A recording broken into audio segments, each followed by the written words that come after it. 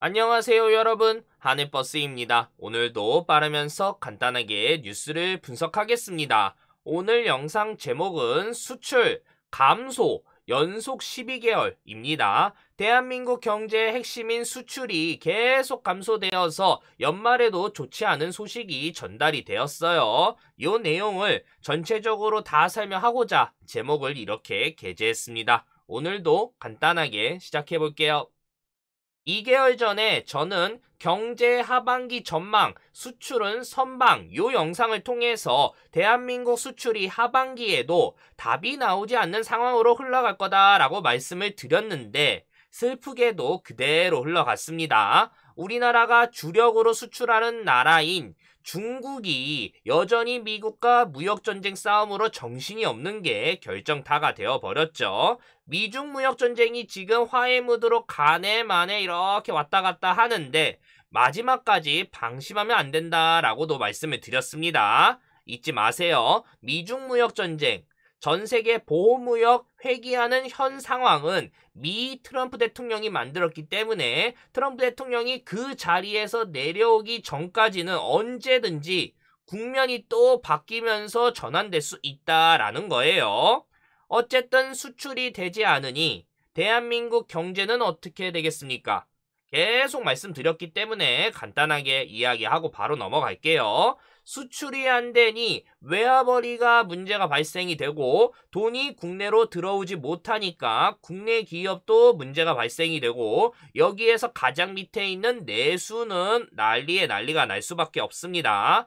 저번에 어떤 분이 질문을 하셨는데 기업들이 그동안 돈 많이 번 거 있으니까 정책적으로 그리고 기업을 압박으로 넣어서 이때 돈을 많이 쓰게 하는 방법, 그래서 경제를 살리는 거 어떻습니까? 라는 그 질문, 제가 뭐라고 말씀을 드렸죠? 기업은 국민을 위해서 있는 게 아니라 자신들의 이익을 위해서 있는 시스템이기 때문에 불황에서 투자를 이렇게 적극적으로 할 생각도 없고, 만약에 하더라도 재고가 쌓이면 기업은 그날로 위기가 뜰 수밖에 없고, 또 투자한 만큼 영업이익이 나오지 않아도 기업은 위기가 될 수밖에 없기 때문에 기업은 움직임이 뻔히 흘러갈 수밖에 없다라고 이야기를 했어요. 한마디로 지갑을 여는 행동을 웬만해선 하기 힘들다라는 겁니다. 그러니 경제에서 수출이 나아지지 않는 한 앞으로도 어려워질 수밖에 없는 거고, 내수기업 역시 연동돼서 어려워질 수밖에 없다라는 거예요. 그러면 이제 이 이야기가 맞는지 또 확인을 잠깐 하면서 넘어가겠습니다. 며칠 전 정부가 발표를 합니다. 11월 수출은 전년 동기 대비 14.3% 감소한 441억 달러를 기록했다라고 말이에요. 그래서 지금 추세라면 2009년 이후 10년 만에 연간 두 자릿수 수출 마이너스가 될 가능성이 높다라고까지 하고 있어요. 그리고 그 이후로 미중 무역 분쟁 등 대외 불확실성 지속이 되고 있고, 반도체 단가 회복이 지연되는 데다 11월에는 대형 해양 플랜트 인도 취소, 조업 일수 감소, 이런 요인이 겹쳐서 수출이 계속 영향을 받았다라고 해요. 참고로 요런 이야기, 그리고 수출이 계속 연속으로 내리막으로 가는 요 이야기를 보시고 어떤 분들이 그런 이야기를 하십니다. 수출이 작년에는 비교적 잘 되었는데 올해 수치를 작년에 비교해서 해버리니 정말 나쁜 상황으로 대한민국 수출 시스템이 계속 흘러가는 것처럼 포장이 돼서 이야기가 나온다.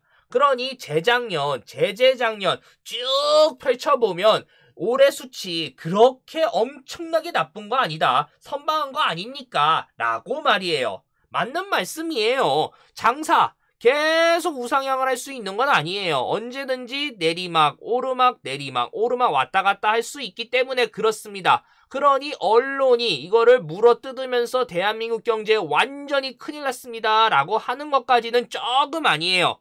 다만 요 이야기의 키포인트는 두 가지인 건데, 첫 번째, 경기가 침체되고 있는 상황에서 수출이 잘 되는 기업들 때문에 외형적으로 성장 착각이 발생돼서 상황을 지금까지 어떻게선지 끌고 왔었는데 이 수출이 이제 안 되니까 그 내실이 이제 와르르르 무너지고 요 속살이 보였다라는 점, 그게 키포인트 첫 번째고요. 두 번째는 기업 운영하는 사람, 정부 운영하는 입장에서는 재작년, 재재작년 수출이 계속 서서히 올라갔을 때는 위기가 아니에요. 위기라고 해도. 왜?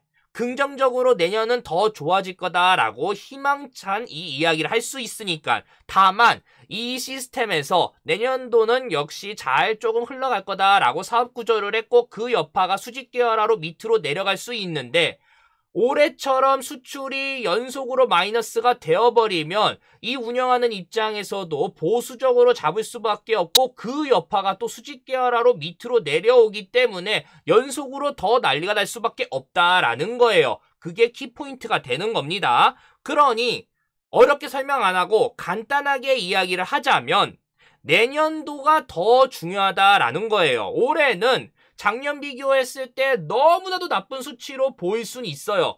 그러니 내년도 올해처럼 계속 만약에 나빠진다.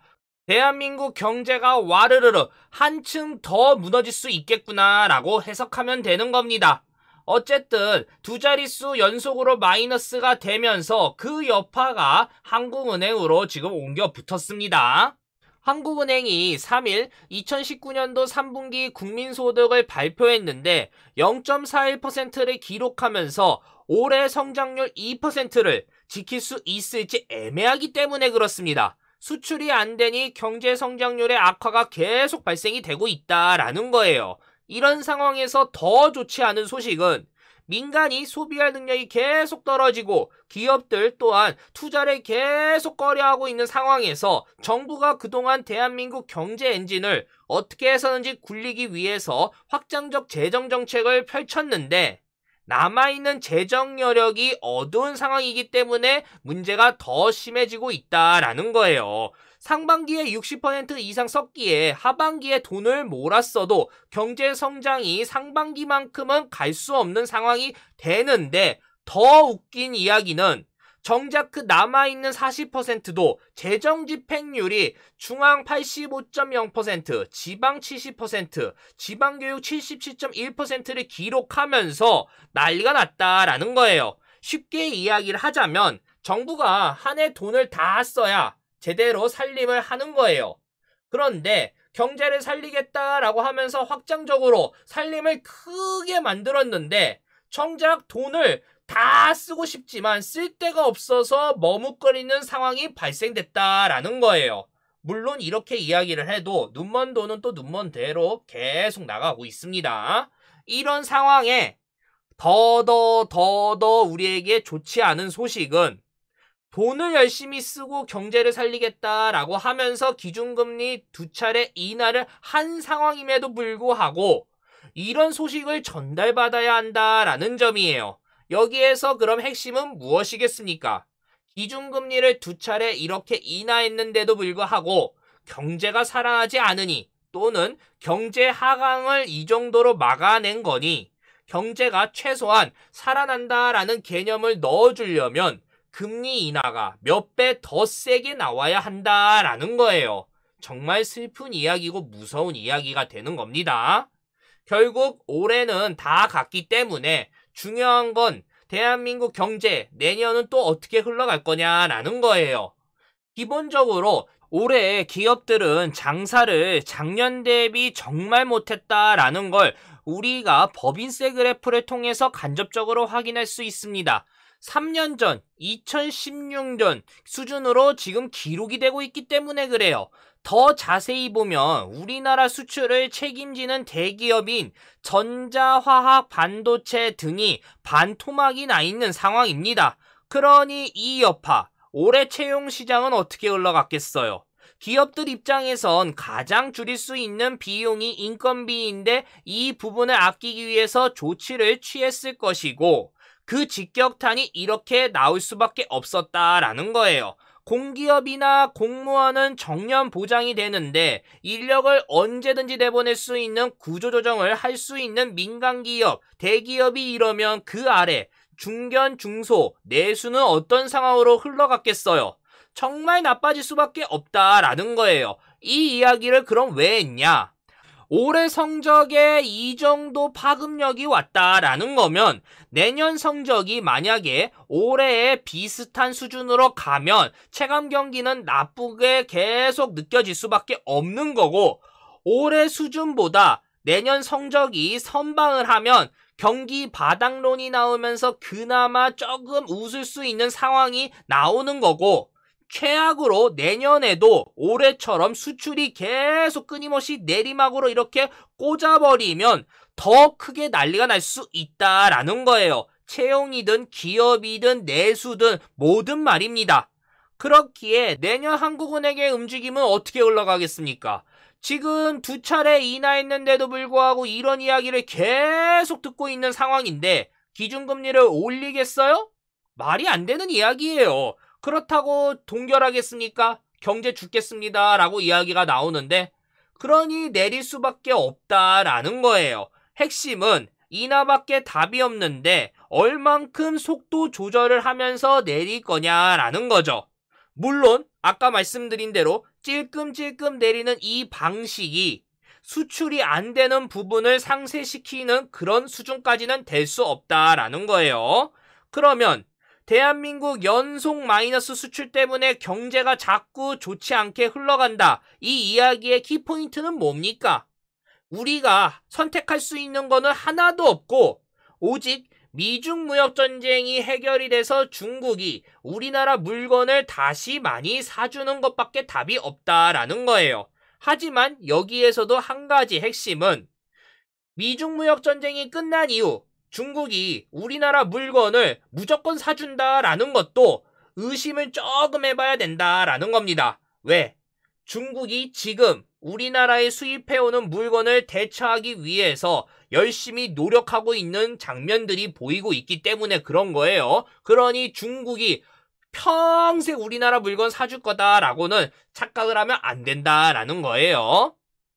수출 감소, 연속 12개월, 이걸 통해서 우리가 얻어낼 수 있는 부분 하나씩 다 말씀드린 것 같습니다.